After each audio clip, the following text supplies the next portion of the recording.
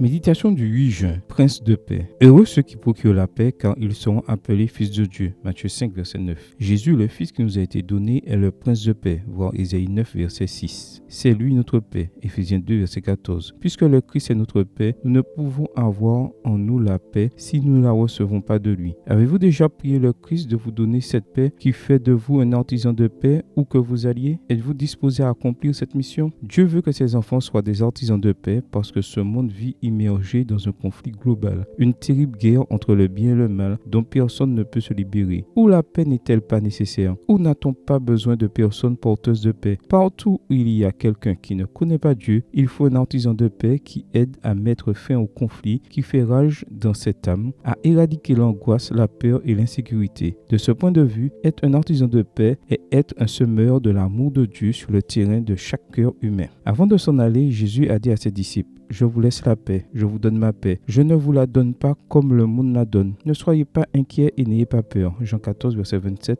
version parole de vie. Par ces paroles, le Maître nous confirme une des preuves les plus évidentes de l'absence de paix chez les gens et la présence de la peur. Elle est aujourd'hui si généralisée que l'appel chrétien à être des agents de paix, répandant la paix du Christ, devient plus essentiel que jamais. Ce n'est pas facile, car devenir des artisans de paix ne signifie pas que les conflits disparaîtront rapidement ou qu'il n'y aura plus de guerre autour de nous. Cela signifie qu'au cœur des terribles situations que nous vivons dans un monde en conflit, notre présence, notre ministère et notre influence apporteront le calme dans l'esprit et le cœur de ceux que nous côtoyons, en enlevant à la peur son emprise. Y parvenir exige notre fermeté en Christ, nos convictions profondes concernant notre mission et la foi pour persévérer quand la guerre semble s'intensifier. Si chaque enfant de Dieu entend cet appel et met cette béatitude en pratique, le résultat sera que la paix de Dieu inondera la vie des gens et toute la terre sera illuminée par sa gloire. Si nous prenons soin de vivre de cette manière, notre paix sera comme un fleuve. Voir Ésaïe 48, verset 18. Amen. Bonne journée à vous et que le Seigneur vous bénisse.